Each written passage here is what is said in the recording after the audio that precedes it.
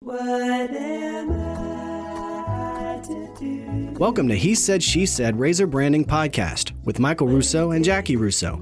To learn more about how to improve your brand, visit brandRUSSO.com. Hi, welcome to He Said, She Said Razor Branding Podcast. Usually this is when I introduce our super awesome guest, and you're blown away that we were able to acquire such an amazing national talent to come and bring you their thoughts, their experiences, their wisdom, their knowledge, their expertise. But instead, it's just me and Michael, which I hope you enjoy even more. That may be debatable. You know, I think we need the guests sometimes to even it out. I have some technical difficulties here. Okay, well, I'm not sure that your super cool logoed mic cover is necessary to operate today. So maybe focus on us. There you go. You're back. You look at you locked in. So just us today. What are we talking about? Well, it sounded like when we tried to figure out what we were going to do to replace the guest who had to reschedule, that we thought we should talk about our trip to the 21 Hats conference in Fort Worth last week. Mm-hmm. It was a really eventful and surprisingly insightful week of I don't know what you would call it. What is it exactly? It wasn't really a conference. It was like a gathering of. It's a conference. It's not a trade show. It's a conference. Yeah. So let me set the stage for everyone. Loren Feldman, who has been a writer and editor for everything from New York Times to Inc., probably Fortune, Forbes, all the big publications. And I think in his career has really seemed to capture the things that matter most to small businesses. I think that's kind of his jam. And I found the 21 Hats daily newsletter right at the beginning of COVID, maybe a month or two before all that started. And it absolutely saved our business. His knowledge, the things that he was able to find out about the payroll protection plan or the EIDL loans or the ERTC credits. Obviously, we didn't do all of those things, but he gave me the intel to know if we should or should not do it. He told me things long before my banker or my CPA. I was in the Goldman Sachs 10,000 Small Business Program right when we all shut down. And that is a direct conduit to the SBA. And yet Loren knew things before the SBA did about what the SBA was going to do. So needless to say, I have told him, and I'll tell anybody who asks, his daily newsletter helped us stay in business through what is one of the 3 or 4 darkest times in our 20 plus year history. All of that to say, when I guess around maybe year 2 of reading his daily newsletter, he launched a founding mastermind group. So now it's like monthly. And so monthly, we all get together on Zooms. It's a collection of small business owners and talk about our challenges. It's a loose format, but it's the best thing because we all bring problems and solutions to the table. We're not in the same industry. So there's a lot of cross-pollination of ideas, and I just love it. And then he launched a weekly podcast and asked me to be one of the guests that shows up every once in a while. And so that's been a blast. So now there's this annual conference. If you don't think that I'm a fan of Loren Feldman, let me assure you I am. And so Michael and I attended the second annual conference. With the first annual we missed because our son was getting his MBA, and we just thought, after that many years of school, we should be there for the big finale. So we head out to Fort Worth, specifically to the stockyards. And if you haven't been there, which I had not, highly recommend. Michael, would you say that's one of the highlights of the trip for you? Oh, I get to talk now. Yeah, I realize it went on a long time. Sorry. No, that's fine. Just Look, wondering. I am a founding member of the Loren Feldman fan club. I agree. And look, and I remember that time. Now, I wasn't dealing with any of those things because that's not really my jam, as you say. But I recall you talking about the influence that he had, the information you were getting and all that. And so you had kind of built him up a good bit. I had not previously listened to the podcast or anything like that. So, it was interesting to kind of see him in the real and meet him. And I think we're setting him up as this like guru figure. And he kind of is, though, I think. He kind of is to me. Yeah, he has a presence about him. And the people that are around him, they all seem to be like believers, And I think what brought him, I'm sorry, I'm getting off topic from what you talked about, but it was the fact that he's a business journalist, right? He's written for these major papers. I mean, I don't know if you mentioned those earlier. Like, who did he write for? Do you not listen to me when I talk? Because I clearly said New York Times, Inc., Forbes, Fortune, all the big Okay, ones. perfect. Yeah, I may have zoned out at some point. You were going on for a while. It was a lot. So, I am but in the Loren Feldman fan club. That requires quite a bit of time and dedication to his expertise. yeah. Well, anyway, yeah. So yeah, he has all this knowledge and experience, and it's just like a soothsayer. It's like when you talk to him, you feel like you're talking to Oh, somebody with wisdom. And but the people he brought together were all fascinating. They were all CEOs and business owners and entrepreneurs, and it was just a really kind of cool experience to be around people that I'm not doing work for, but they're kind of in the same space, the people that I do work for. So it was just a different environment of hearing some of their problems and needs and successes and all these good things. But to your question, the stockyards at Fort Worth were amazing. I was so right. pleasantly surprised.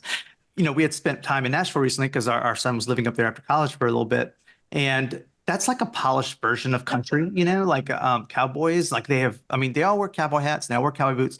But up there, it was like shiny cowboy hats and shiny boots. This was like cowboy boots, like in the dirt, they had real Spurs. cows. Yes, They like came straight real from the ranch.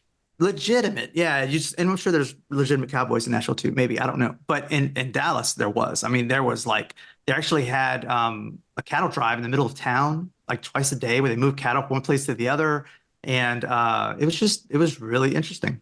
I Yeah, enjoyed it. I agree. It was Yeah. awesome. So Loren brings people from across the country to Fort Worth. We get to see some Longhorns mosey down the street, and it was fascinating being in the stockyard area of Fort Worth. And then we spend basically a half day, a full day, a half day, so 2 days together. And it was one of the best conferences I've ever been to because no one was talking at us. We were all talking with each other. And that was a very great way to go about it. And he used an event planner. So we had these lovely dinners all together at different restaurants. We got to spend quality time together during the day. We broke it up. We took a tour of one of the people's manufacturing, and I think she's Michael's new best friend. And we got to spend time talking to each other.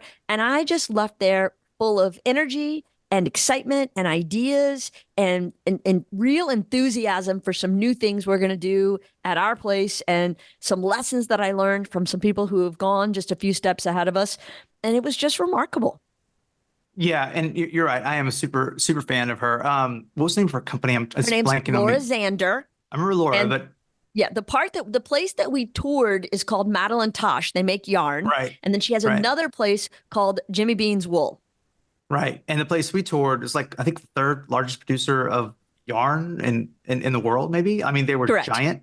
It was impressive. We got to walk through the factory and see how they colored each, like where it comes in from like Peru and different parts of the world. They take that and these little stations where it's like a cooking station, I think you described it as, and they have where they're coloring each one. And Hand they're dyeing. yeah, hand dyeing. And it was just impressive to see that much inventory and that much process and how it was organized. And yeah, it was just the whole thing was impressive. Yeah, I realized people out there work for a living. That was hard work. It was like organization and time and hands-on and effort. And what they do is just really impressive.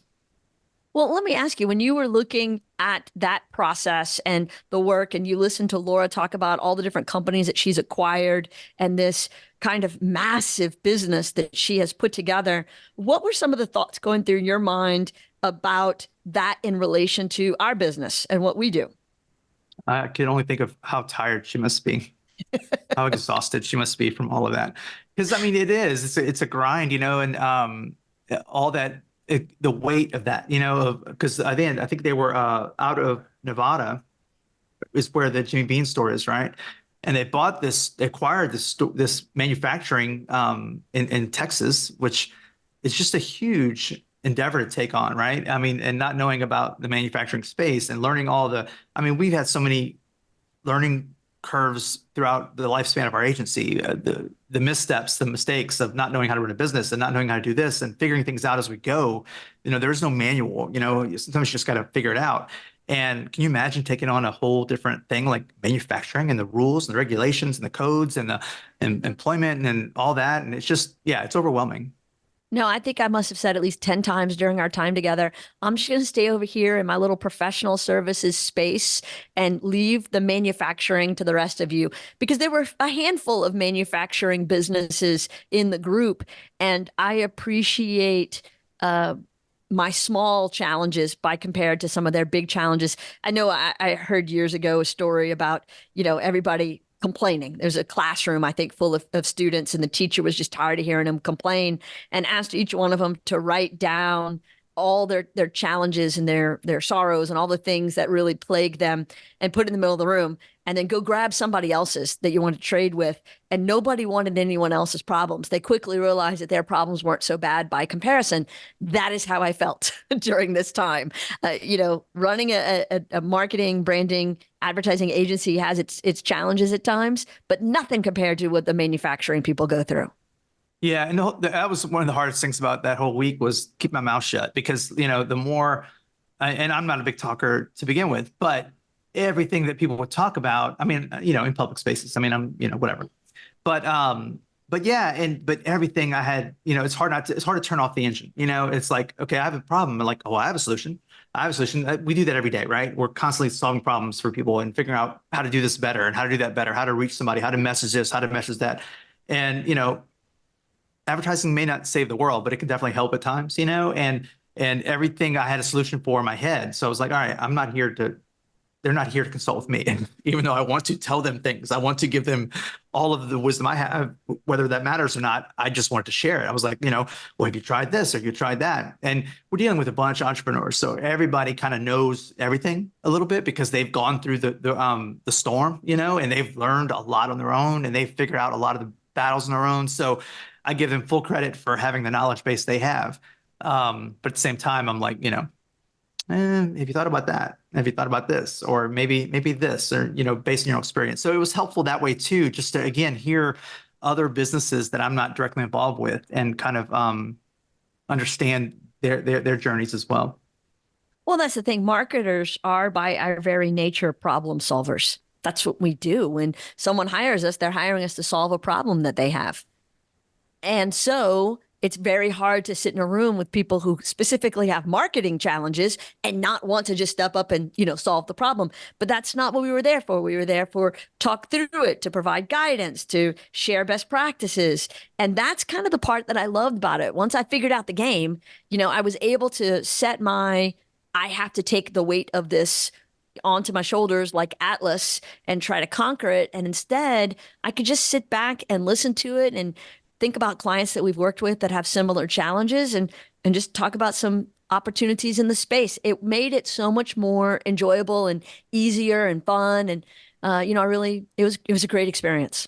Yeah. Well, and then so it's so hard to take yourself out of it. And for me, especially is, okay, let's look at the business from the outside in because we're so engaged with everybody else's things, and we really do immerse ourselves. I mean, we're all in on the clients that we work with. I mean, and I think most of them know that. And it's like not a punch in, punch out kind of thing. We're always thinking about them. We're always with them, and we're embedded. We travel. We go see them. I mean, there's a lot of involvement with what we do. It reminds me of the Jerry Maguire scene. Whenever at the very end when Jerry he come what is it Ted? Who was the football player? Give her his name. Which the football one? Player. The guy. Well, there were like 5 football players in the movie. Jackie, the lead. The Show Me the Money? Cuba Gooding Jr. Okay. Yes. Anyway, his character comes off the field after this big moment, and he runs up and he hugs the agent, who's Tom Cruise, and they're like crying on each other, and it's really emotional. And the camera pans over, and it's one of the greatest lines. One of the other players looks at his agent and goes, "How come you don't hug me like that, or how come you don't treat me that way?"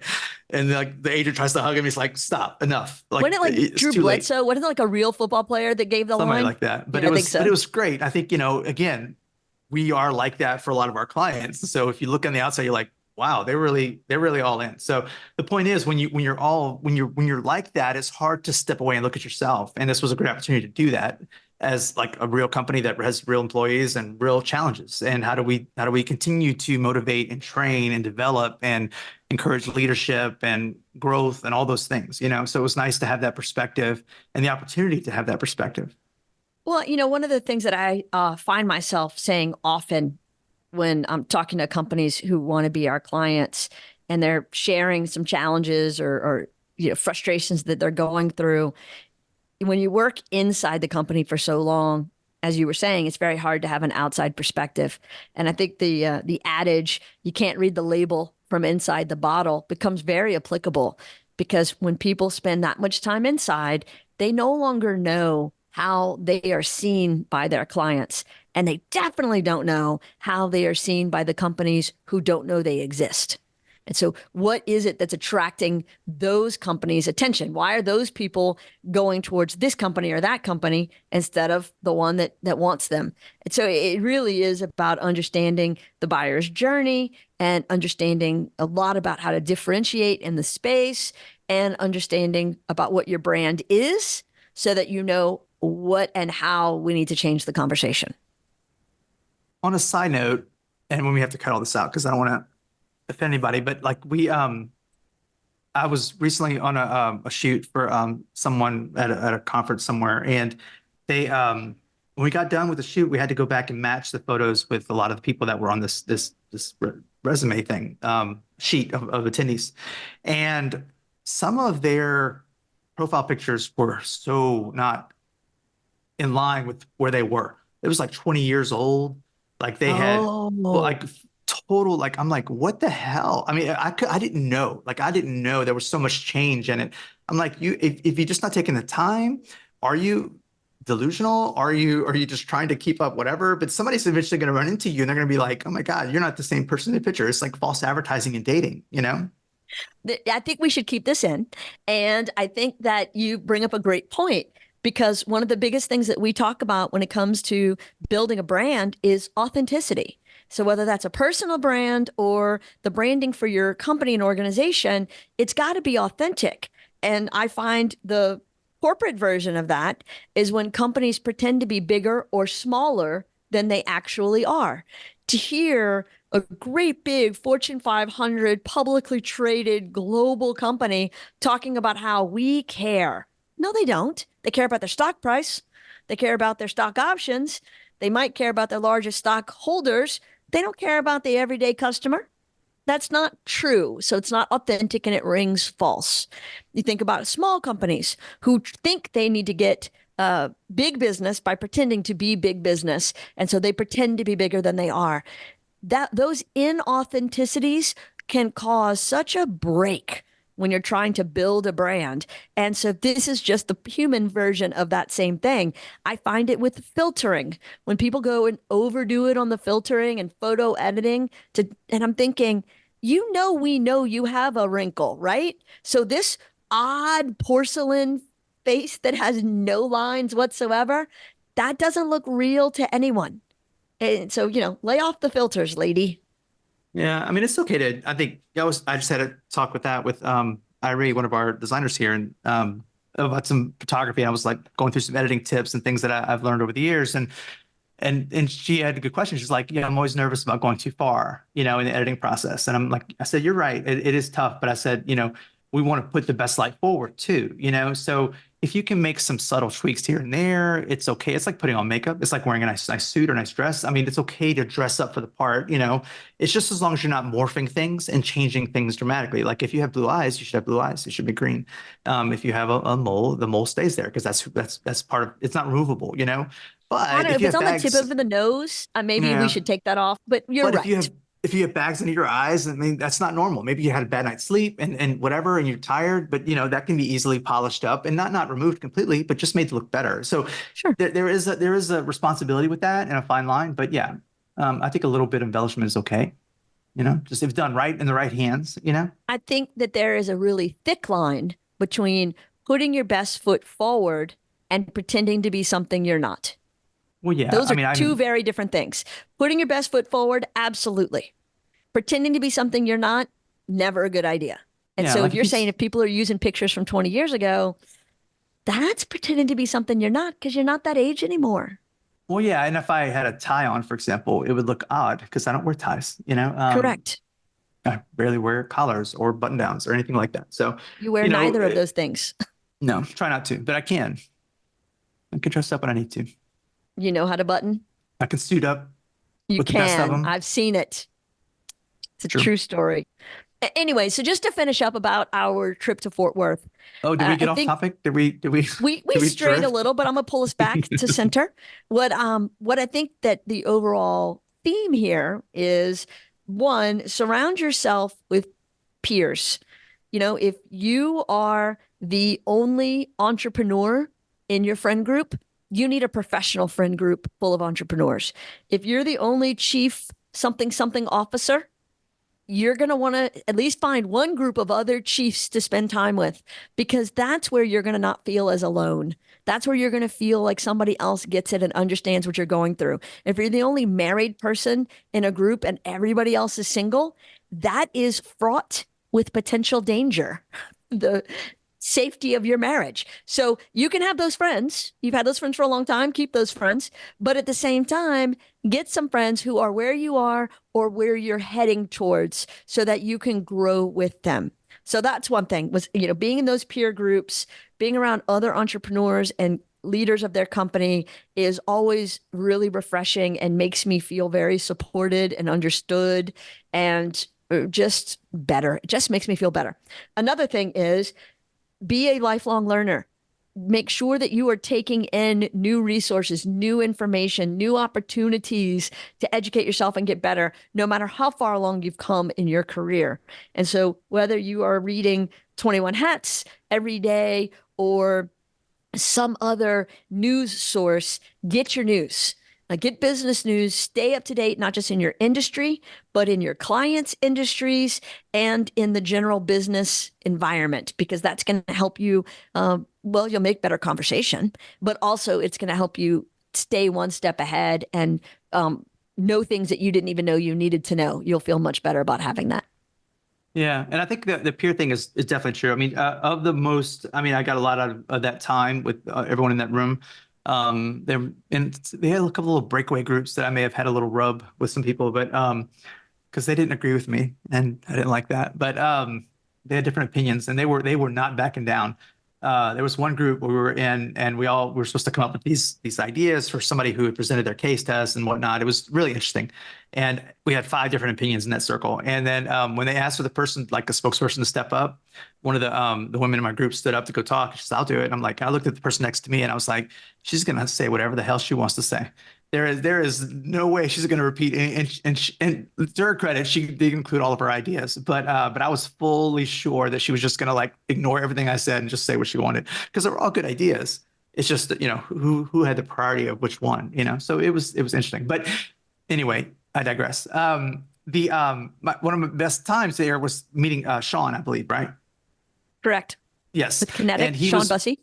Yeah, he was one of the other creatives, really I don't know if the only one there really. Only. It's just as far y'all. as, and I say creative, I mean not creative people, but like he does design and writing and paint, all that stuff.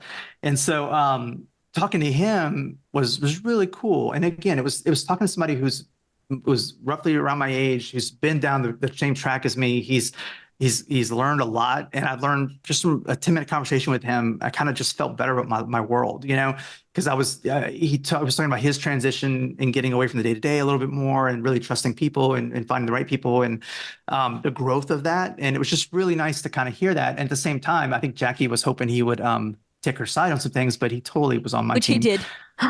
He took And my I love. side. No, he was full on, like, yeah, I get it. I get you, Mike. I get you. I got you back.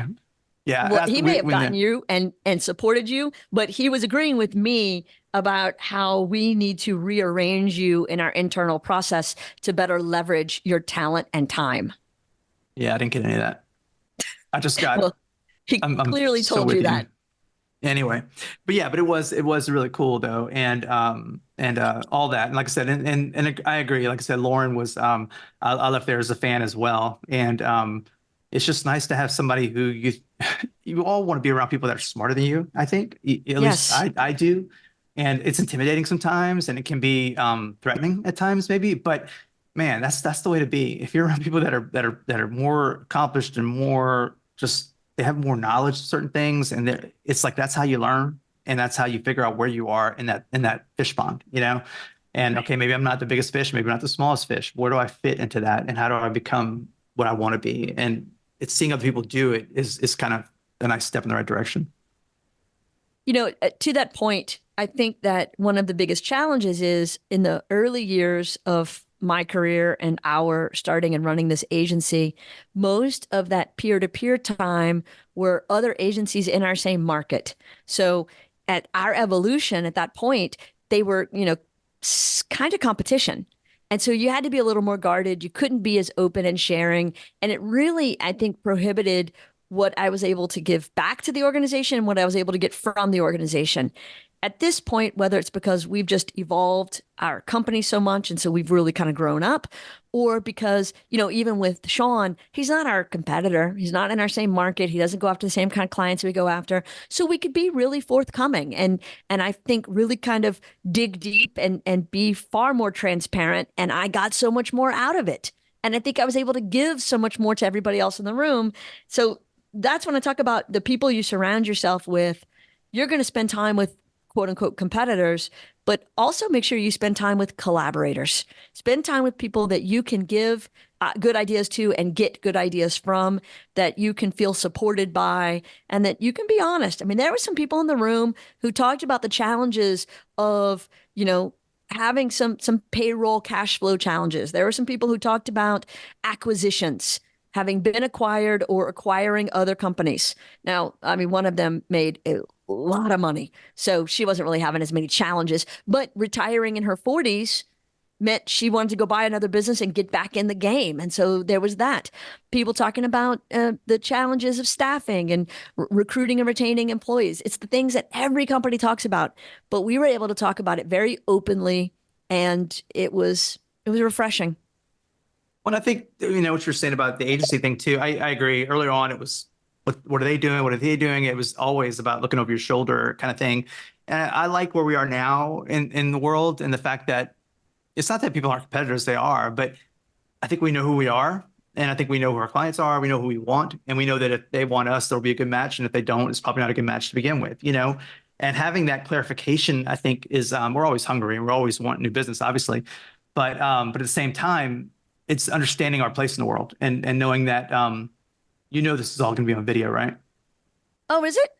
Yeah, we're going to publish I forgot this. we were doing video now. I probably should have paid a different level of attention to you instead of doing a couple of tasks while you were talking. I was watching, and then you started licking the envelopes in case you're just listening. And I'm just like, the one. I only licked the one envelope. I totally forgot we were doing these by video. Well, I think that's awesome. People now understand the challenges that you go through in trying to get me to pay attention to you when you're talking. Yeah. Well, you see me leaning in. I'm more engaged. Usually I would be, you did participate more than usual, and I didn't know why. And now it makes so much more sense. Yes, we're being recorded. So, and we could edit, but no, we pretty much run it's these natural as and is. real. Let it roll. Yeah, generally. Yeah. But I do think you have some time running out for you, right? I do have a hard stop, but I did kind of want to just wrap up by saying this. I think that back to the Loren Feldman fan club, if you get a chance to subscribe to 21 Hats, and so we'll put that into the notes.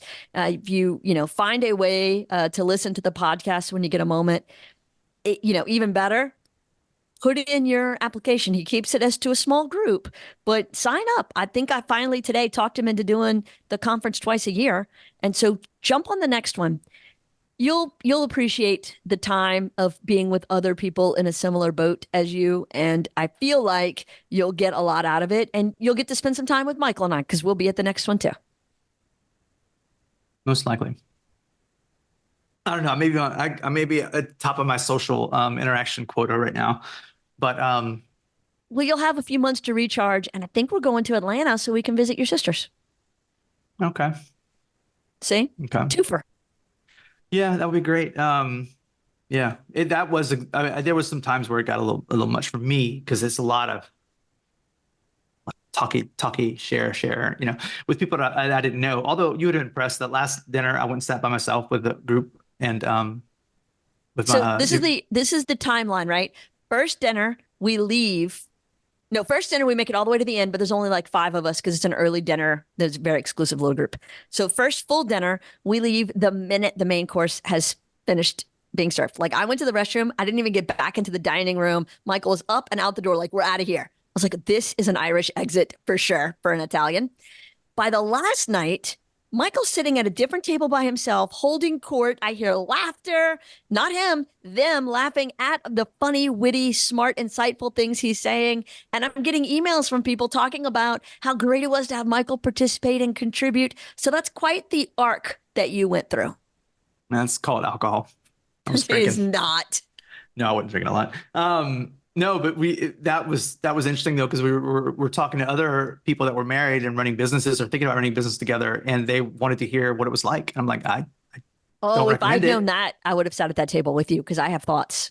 Yeah, well, it was interesting, and it was, and I wasn't like, I wouldn't recommend it to somebody because there's challenges, but I also wouldn't say not to do it because there's, you talk about that camaraderie and having somebody at the end of the day. I mean, I'm kind of feel bad for people that get home and they don't have that. I don't care how secure you are and how strong you are in the world.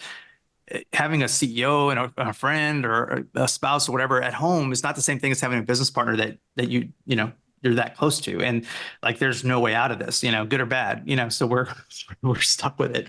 But the benefits of having somebody to lean on through the good times and the bad is the most rewarding thing, Agree. And if you work together and have kids, your kids grow up knowing all kinds of stuff about your business. They do. And don't like it that much sometimes. Not always, but it pays their bills, so they should be happy. Well, for now, hopefully they become independent soon. Oh, we're getting them off the payroll, buddy. At least 2 this year. Look forward to it. Making it All right, happen. well, Jaci, this was fun. And again, yes. And if anyone is still listening, and if Loren happens to listen, thank you again for having me and for all the help you've given Jaci over the years. And we definitely look forward to your continued success. And I do hope that people, if anybody is listening still, is to go Stop look saying him up. if. We have 15,000 downloads. There's at least 3 people listening 3,000 times, 5,000 times. Can't do math. I hope so. I mean, because, I think there's good information out there. I don't know if this was very helpful, but well, it is very helpful because if you get tuned into another resource that helps you along the way, then that's good. Correct. So Correct. do you have information on how they do that, Jaci?